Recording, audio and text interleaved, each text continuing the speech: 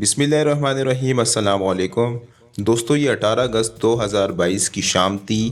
صدر عارف علوی کی صاحبزادی نے رات 8 بجے اپنی چند سہیلیوں کو کھانے پر ایوان صدر بلا رکھا تھا، لیکن پھر 7:15 بجے فون آیا اور صدر پرائیویٹ کار میں صرف ملٹری سیکرٹری کے ساتھ ایوان صدر سے نکل گئے۔ ان کے ساتھ پروٹوکول اور سیکیورٹی کی کوئی گاڑی نہیں تھی۔ اس رات army chief general Qamar Javed Bajwa سے طویل تعطل کے بعد ان کی پہلی ملاقات ہوئی۔ صدر عارف علوی کی خواہش تھی آرمی چیف عمران خان سے ملاقات کرے تاکہ دوریاں ختم ہو جائے۔ جنرل باجوہ آج بھی مانتے ہیں صدر عارف علوی نے پورے اخلاص کے ساتھ کوشش کی۔ یہ عمران خان، فوج اور ملک تینوں کے لیے فکر مند تھے، لیکن عمران خان نے ان کے اخلاص کو وقت نہیں دی اور یوں مسائل بڑھتے چلے گئے۔ صدر اگلی صبح 19 اگست کو فیملی کے ساتھ کراچی چلے گئے، لیکن پھر اسی سے پہر انہیں فون کیا گیا اور یہ فوری طور پر واپس آ گئے۔ یہ نورخان ایئر بیس پر اترے اور انہیں پرائیویٹ کار میں پروٹوکول اور سیکیورٹی کے بغیر آرمی چیف ہاؤس لے جایا گیا اور یہ رات 1:30 بجے تک وہاں رہے۔ صدر نے اس رات کھانا بھی جنرل قمر جاوید باجوہ کے ساتھ کھایا۔ یہ اگلی صبح 20 اگست کو دوبارہ کراچی چلے گئے۔ انہیں تیسرا فون کراچی میں آیا اور 22 اگست کی رات 8 بجے ایوان صدر میں عمران خان اور جنرل باجوہ کی ملاقات طے ہو گئی۔ یہ ملاقات انتہائی خفیہ تھی۔ ایوان صدر کا گیٹ، لفٹ اور صدر کی رہائش گاہ کو مکمل خالی کرا دیا گیا تھا۔ کھانے کی میز پر 4 کرسیاں لگائی گئی تھی اور کھانا بھی مہمانوں کے آنے سے پہلے لگا دیا گیا تھا، اور اس میں بھی یہ خیال رکھا گیا تھا کسی کو کھانے کی کوئی چیز نہ مانگنی پڑے اور کسی کو کوئی چیز اٹھانے کے لیے کرسی سے بھی نہ اٹھنا پڑے۔ عمران خان 7:45 بجے شبلی فراز کے ساتھ ایوان صدر میں صدر کی رہائش گاہ پہنچ گئے، جبکہ جنرل باجوہ میجر جنرل محمد عرفان کے ساتھ 8 بجے پہنچے۔ شبلی فراز اور جنرل عرفان ویٹنگ روم میں بیٹھ گئے۔ یہ ملاقات میں شریک نہیں ہوئے۔ ملاقات 45 منٹ کی تھی اور یہ بری طرح ناکام ہو گئی۔ جنرل باجوہ نے عمران خان سے پوچھا، آپ مجھے میر صادق اور میر جعفر سمجھتے ہیں، آپ پھر مجھ سے کیوں ملنا چاہتے تھے؟ عمران خان کا جواب تھا، آپ کو نہیں نواز شریف اور شہباز شریف کو میر صادق اور میر جعفر کہتا ہوں۔ عمران خان کا مطالبہ تھا، آپ MQM کو واپس لے لیں، حکومت گر جائے گی۔ جنرل باجوہ کا جواب تھا، میں MQM کو نکالنے والا کون ہوتا ہوں، اور فرض کرے اگر MQM نکل بھی جائے تو بھی آپ پارلیمنٹ میں نہیں ہیں۔ PDM میجورٹی کی بنیاد پر دوبارہ حکومت بنا لے گی، لہٰذا اس ایکسرسائز کا کیا فائدہ ہوگا؟ ملک مزید تباہ ہو جائے گا۔ مگر عمران خان کا اصرار تھا، آپ حکومت توڑ دے، یہ لوگ الیکشن پر مجبور ہو جائیں گے۔ جنرل باجوہ نے انکار کر دیا تھا۔ ان کا کہنا تھا، ملک انارکی کا شکار ہو جائے گا اور کوئی صحیح الدماغ شخص یہ نہیں چاہے گا۔ یوں میٹنگ میں ڈیڈ لاک آ گیا اور عمران خان کھانا کھائے بغیر ایوان صدر سے چلے گئے۔ جنرل باجوہ بھی تھوڑی دیر بعد ایوان صدر سے رخصت ہو گئے۔ صدر آخر میں بہت مایوس تھے۔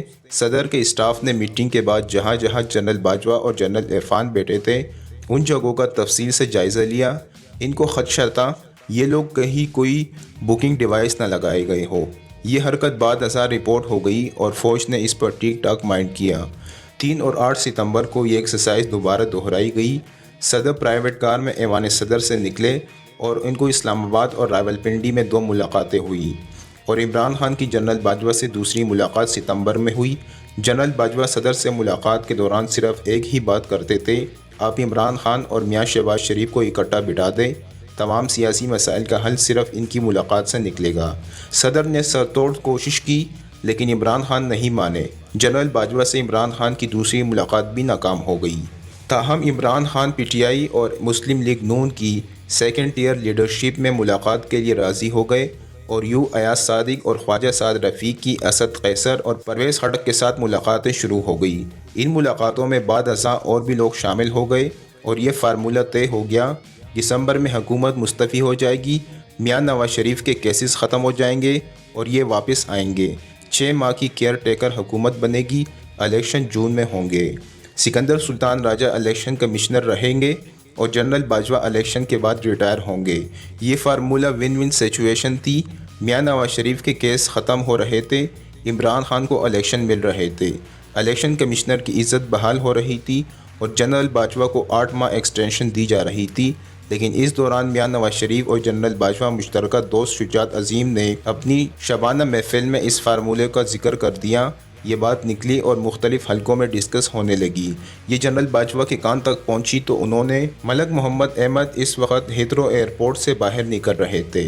جنرل باجوہ نے ان سے کہا، میں ایکسٹینشن نہیں لینا چاہتا، میں 29 نومبر کو ریٹائر ہو رہا ہوں، میں اس فارمولے میں نہیں ہوں۔ میاں نواز شریف نے بھی بعد ازاں یہ فارمولہ مسترد کر دیا۔ ان کا کہنا تھا میری عزت بحال ہونی چاہیے، میں کسی لین دین کے ساتھ واپس ملک نہیں جانا چاہتا۔ دوسری طرف عمران خان کے ساتھیوں نے بھی انہیں سمجھایا، آپ نے اگر میاں نواز شریف کو رعایت دے دی تو آپ پر NRO کا الزام لگ جائے گا۔ یوں یہ فارمولہ اور ایوان صدر کی دونوں ملاقاتیں ناکام ہو گئی۔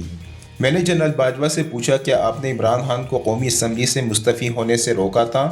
یہ بولے، یہ درست ہے، میں نے عدم اعتماد کے بعد عمران خان کو میسج کیا تھا، پرائم منسٹر آپ صرف ایک میچ ہارے ہیں، سیریز ابھی باقی ہے، آپ اور حکومت میں صرف ووٹوں کا فرق ہے، آپ قومی اسمبلی سے استعفیٰ دینے کی غلطی نہ کریں۔ یہ غلطی بنگلہ دیش میں خالدہ ضیاء نے کی تھی، حسینہ واجد نے اس کی پوری پارٹی تباہ کر دی تھی، آپ اسمبلی میں رہے، آپ کو دوبارہ موقع مل جائے گا۔ عمران خان نے میرا میسج پڑھا لیکن جواب نہیں دیا اور یوں میرا ان سے رابطہ ختم ہو گیا۔ اس کے بعد ان سے اگست اور ستمبر میں 2 ملاقاتیں ہوئی۔ میں نے پوچھا، آپ نے عمران خان کی حکومت کیوں گرائی؟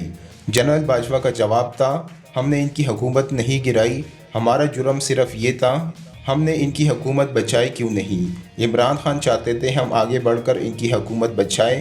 میں نے پوچھا، آپ یہ کر دیتے، آپ اس سے پہلے بھی تو یہ کرتے رہے تھے۔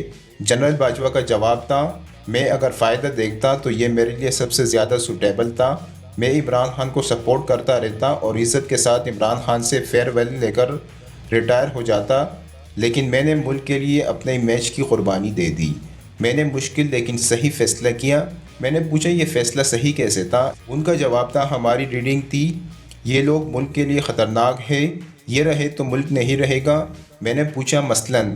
یہ بولے، مثلاً وزیر اعظم نے کابینہ کے اجلاس میں سعودی کراؤن پرنس کو پنجابی میں کہہ دیا، ان کے اپنے وزیر نے یہ بات لفظ بلفظ سعودی سفیر کو بتا دی اور سفیر مختلف لوگوں سے ان پنجابی الفاظ کا ترجمہ کرانے لگا۔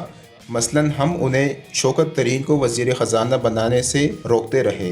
میں نے وزیر اعظم سے کہا، سر یہ اپنا بینک نہیں چلا سکا، یہ اکانومی کا بٹا بٹھا دے گا، لیکن یہ نہ مانے۔ شوکت طرین کے خلاف نیب میں 8 ارب روپے کی کرپشن کا کیس تھا، وزیر اعظم نے الٹا ہم سے کہہ دیا، آپ یہ کیس ختم کرائے، ہم FATF اور IMF میں پھنسے ہوئے تھے، لہٰذا ہم مجبور ہو گئے، اور یوں جنرل فیض حمید نے شوکت طرین کے نیب کیس ختم کرائے۔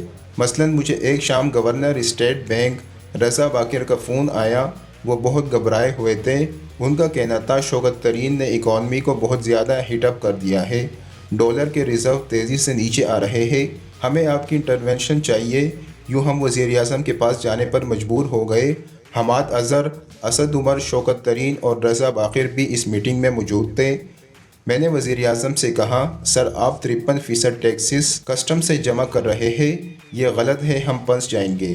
ان کا کہنا تھا، یہ تو اچھی بات ہے، ٹیکسز ریونیو بڑھ رہا ہے۔ میں نے کہا، سر آپ ڈالر باہر بھجوا کر روپے جمع کر رہے ہیں، ملک اس طرح نہیں چل سکے گا، آپ شوکت طرین کو روکیں ورنہ ہم ڈیفالٹ کر جائیں گے۔ رضا باقر نے تائید کی، وزیر اعظم نے حامی بن لی لیکن عملی طور پر کچھ نہیں کیا۔ میٹنگ کے بعد اسد عمر نے میرا شکریہ ادا کیا اور کہا، آپ ٹھیک کہہ رہے ہیں، ہم غلط سائٹ پر چل پڑے ہیں، آپ نے جو کام ہمیں آج بتائے ہیں یہ ہمیں گزرے ہوئے کل میں کر لینے چاہیے تھے۔ آپ اسد عمر سے پوچھ لیں کیا میں غلط کہہ رہا ہوں؟